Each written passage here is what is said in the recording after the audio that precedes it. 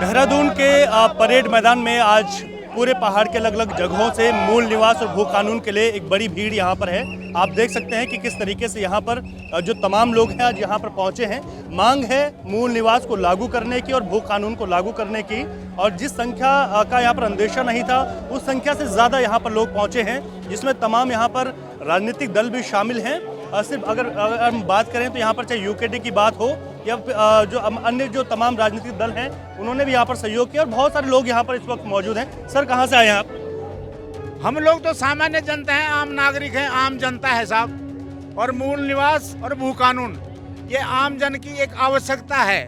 उनको ऐसा लग रहा है कि अभी तक तो हमारे पास खेत खलियान और अपना घर मकान है, कहीं ऐसा न क्योंकि सुनवाई 23 साल तक ऐसा कुछ लग नहीं रहा है कि जिससे ये लेके आम आदमी बोले कि जो हमने संघर्ष किया था उत्तराखंड के लिए उसमें कुछ हमारे लिए कुछ हो रहा है। हाँ, इतना जरूर सुनते हैं कि बड़ी बड़ी कंपनियां आ रही हैं, वहाँ रोजगार के नाम पर हो सकता है कि कुछ लोगों को रोजगार मिला है, ऐसी बात तो नहीं है। लेकिन बात यह है कि जो समय समय पर जो खुलासे हो रहे हैं उससे तो ऐसा लग रहा है कि हमारे लिए तो कोई चारा है ही नहीं। क्या केवल संविदा पे जब तक वो कंपनी है वहाँ पे नौकरी, और उसके बाद क्या होगा? जमीन बिक रही है।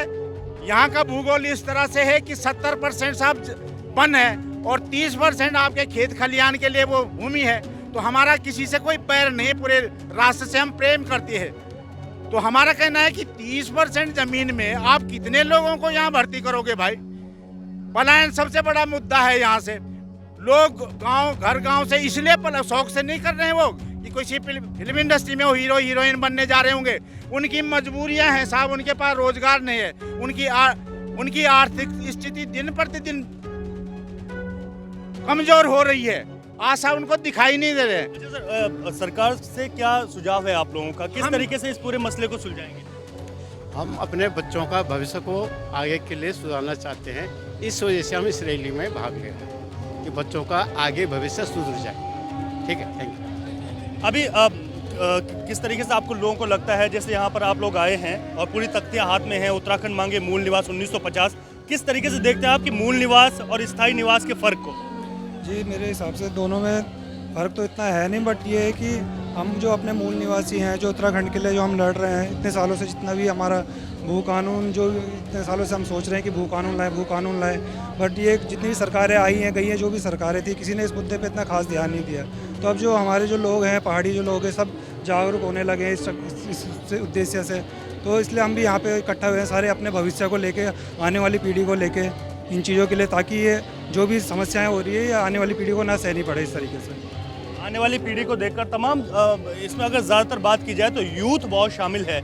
मूल निवास स्थायी निवास का जो फ़र्क है, अगर मूल निवास यहाँ पर लागू हो जाता है 1950 की जो मांग है, कितना आपको लगेगा क्या फ़र्क आ जाएगा उत्तराखंड के? मूल निवास में ऐसा है, मूल निवास अगर लागू हो जाता है तो उसमें सभी चीज़ों में पहला हक हमारा रहेगा। आप हिमाचल को ही देख लीजिए, हिमाचल ने जब शुरू में हिमाचल जब बना था तो हिमाचल में सबसे पहले यही भू कानून लागू हुआ था। उन्होंने आगे वाली पीढ़ियों को सोचकर ये सोचा था कि आगे वाली पीढ़ियों के लिए सब कुछ सुरक्षित रहेगा। तो वहाँ कोई भी आदमी बाहर का आज के टाइम पे जो भी काम करना है लीज पे ही काम कर सकता है।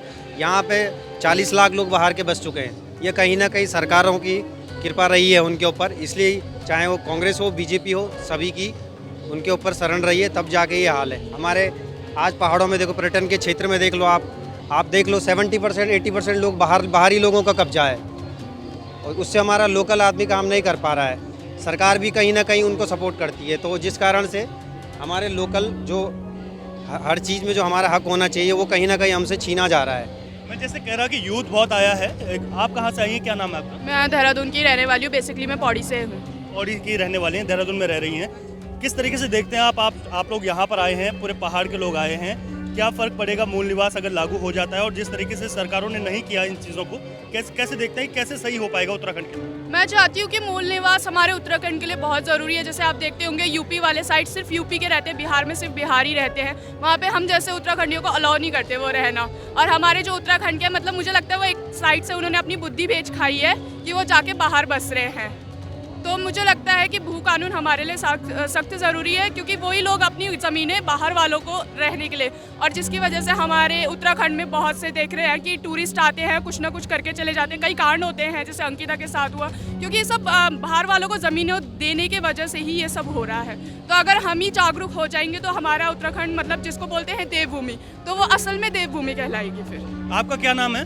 पूजा। पूजा, क्या लगता है कि आज इतनी बड़ी भीड़, इतनी बड़ी संख्या यहाँ पर आई है, आप क्योंकि आप तो तैयारी भी कर रहे होंगे, क्या लगता है कितना फर्क पड़ जाएगा?